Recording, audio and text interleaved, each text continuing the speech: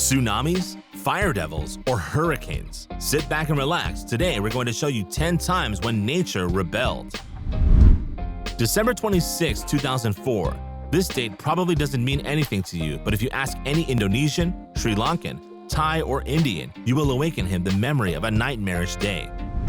On the day after Christmas 2004, all over the Indian Ocean, South Asia, Australia, and East Africa, millions of people suffered one of the deadliest disasters in modern history. On that day, following one of the most powerful earthquakes ever recorded off the coast of Indonesia, with a magnitude of 9.1, an energy equivalent to 23,000 atomic bombs was released, and billions of tons of seawater rushed towards the shore at terrifying speeds. This caused a tsunami that destroyed entire cities and killed more than 228,000 people. And to answer your question, we can tell you that December 26, 2004 marks the deadly anniversary of Mother Nature's rebellion.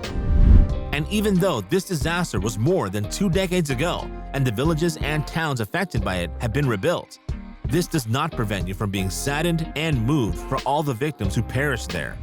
And from now on, even during the holiday season, you will always think of the victims of the 2004 Christmas tsunami. Peace to their souls.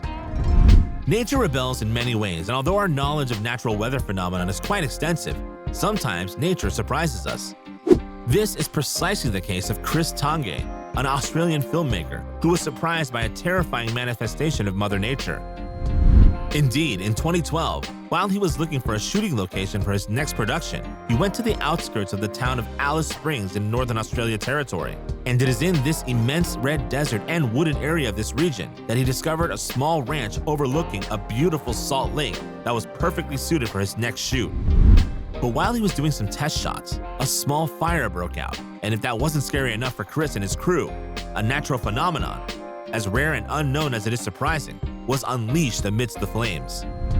However, the filmmaker and Chris quickly came to his senses and rushed to film this fire tornado, which some also call fire devil.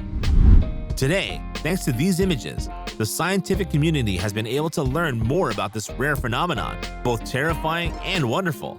Something to make our filmmaker proud.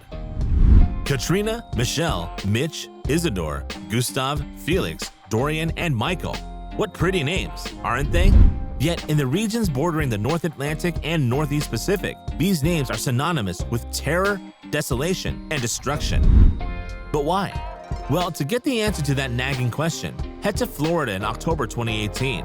That little house destroyed in a snap of the fingers, or all those buildings knocked down, and all the chaos you see in these images was caused by Michael. Because Michael is not a man. He is this monstrous hurricane that moves at more than 250 kilometers an hour, and that in its path has left only death, destruction, and disarray. Just like his fellow hurricanes with nice names, but equally disastrous consequences. Now that you've met Michael and his friends, you hope you never have to meet one of them in person. Volcanic eruptions with their dense plumes of smoke and frightening lava flows are undoubtedly part of the furious manifestations of nature's rebellion, and the Indonesians will certainly not tell you otherwise. But why Indonesians in particular? Well, nothing like pictures to understand better.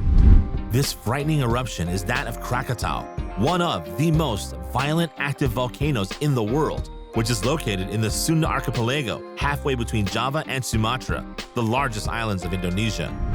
Krakatau is therefore closely linked to the tragic history of this country, which continues to suffer the disastrous consequences of the superactivity of this deadly volcano. And this since 1883, the year when it collapsed into the sea, generating a tsunami of 37 meters high that struck 300 towns and villages and killed more than 36,000 people, and until 2018, when during an explosion eruption of one of its flanks collapsed into the ocean, causing yet another tsunami that caused more than 32,000 injured, 437 deaths, as well as immeasurable material damage. It is very terrifying to think that the same nature that borders us and offers us the best of itself can transform in a few moments into a cruel and merciless monster. However, in spite of its punctual fury, nature is very well made as it is. Now that the monster Michael and all the other frightful hurricanes have no more secrets for you, how about getting to know Yaz? Even if you're probably wondering what Yaz is, you have an idea. It must be another disaster of nature. The question is, which one? Well, without further ado, here is Yaz at work.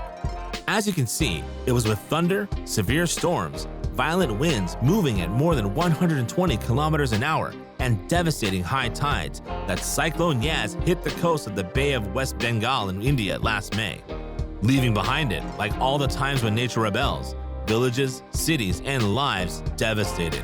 And even if you haven't experienced the real-life rampage of Cyclone Yaz, just looking at the devastation it wrought is terrifying. But at least now you won't envy all the people who live in tropical coastal cities, because you know that these little corners of paradise sometimes turn into hell. As much as volcanoes, hurricanes, and tsunamis are feared by everyone, snow avalanches and earth debris are underestimated, wrongly so. Now that I am telling you about them, you're thinking that it's high time things changed, and you certainly want to know more about these little-known natural disasters. And there is nothing like discovering the most deadly avalanche in history to measure the extent of this terrible natural phenomenon. This brings us to Peru in 1970. Following the earthquake of Ancash of May 31 on the same year, the glacier 511, situated on the almost vertical face of the north peak of the mountain Huascaran, slipped. On its way, the glacier mixed with the snow and rock, and in its tumble, its volume and power increased as it picked up earth, water, and uprooted trees.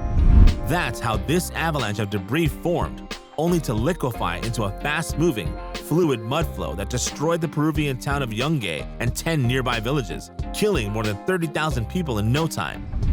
To think that just a few minutes ago you thought that avalanches were not dangerous, now I highly doubt you will set foot in a ski resort anytime soon.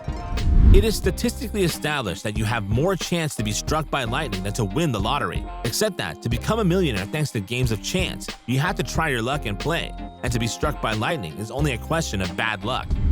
This was the case of 74 unfortunate people who asked for nothing but to live peacefully and die of old age, but this was without counting on the chance and the celestial anger. As a result, although these 74 people had virtually nothing in common during their respective lives, except for the fact that they lived in the state of Rajasthan in northern India, they suffered the same fate. Indeed, between July 11 and 12, thunderstorms accompanied by lightning and thunderbolts struck Rajasthan. And even if it may seem quite insignificant, lightning is the deadliest natural disaster in India, with an average of 2,000 deaths per year. So despite the hopes of longevity and durability of these 74 people, the wrath of nature, and in this case lightning, has brutally cut short their lives. If you are surrounded by climate skeptics, followers of conspiracy theories who minimize or doubt the reality of global warming of our planet, and despite your explanations, you cannot make them listen to reason, I have the solution for you, which will convert all the climate skeptics you know into fervent environmentalists. Even if you don't believe in my miracle solution, you'd still like me to tell you more. Well, I'll let the images speak for themselves. Those terrifying images you see are from the Indian Himalayas, and that frightening torrent of water, rock, and dust that flooded the Alaknanda River and its tributaries was unleashed on February 7th when a large chunk of the Nanda Devi Glacier, India's second highest peak, broke off. Bottom line, 170 deaths. So yes, glaciers are melting. Yes, global warming is real, and yes, nature is taking revenge for all the evils we keep doing to it. And you have the proof in pictures for the less convinced. Even if I grant you that it is sad and so annoying to be always convincing our fellow men of a reality that we already live, instead of acting to improve things. But we have to start somewhere, and if you convert, thanks to these images, even one climate skeptic into a person concerned by the climate, it will already be a great progress for our planet. Look at this beautiful lake with peaceful waters. At this point, you can imagine that if I show you this lake, it is because it is the origin of a natural disaster. But which one? At first sight, and even if you look closely, you don't observe anything in particular in this lake nor its surroundings. On the contrary, it seems that nothing violent has ever happened here. Well, as you know only too well, appearances are deceiving, and this lake is the proof. Indeed, on August 21, 1986, this lake named Nyokos, which is located in a volcanic crater in the northwest of Cameroon, was the source of a limnic eruption. But what is a limnic eruption? It is simply a very rare type of volcanic eruption which occurs when carbon dioxide, dissolved in the deep waters of the lake, suddenly bursts to the surface and forms a cloud of CO2, heavier than the air we breathe. This cloud then stays on the ground and suffocates insects, animals, and humans. And this is exactly what happened in the 1986 Lake Nyokos disaster that killed all 1,746 people and 3,500 livestock within a 25-kilometer radius. You certainly didn't expect such a violent outburst from this very calm lake. However, I reassure you, Lake Nyokos is no longer the monster it was, and today, thanks to the degassing system that has been installed, it is no longer in danger of erupting. This does not prevent it from being unfit for swimming. To end our disastrous tour of nature's rebellions, I propose a little trip to China. But what will be this next catastrophe that I will make you discover? China and disaster. You must surely think that I'm going to tell you about the COVID. Well, even if the COVID would deserve its place with volcanoes and tsunamis, but you are not there at all. The reason I'm taking you to China is to show you these mind-blowing images of Super Typhoon Volcano, one of the most intense tropical cyclones ever. And even if it was Japan that it reached its maximum power and where it got the most spectacular and devastating, in China too, the huge waves it caused were as terrifying as they were breathtaking. You see, on closer inspection, the Super Typhoon Volcano is much scarier than COVID. Now, I guess you're thankful that China only shared their damn virus with us and not their typhoons too. This was 10 times nature rebelled. Tell us in the comments which one surprised you the most. And if you like this video, don't forget to put a like, subscribe to the channel, and activate the bell to receive all the notifications and not miss anything of our next contents.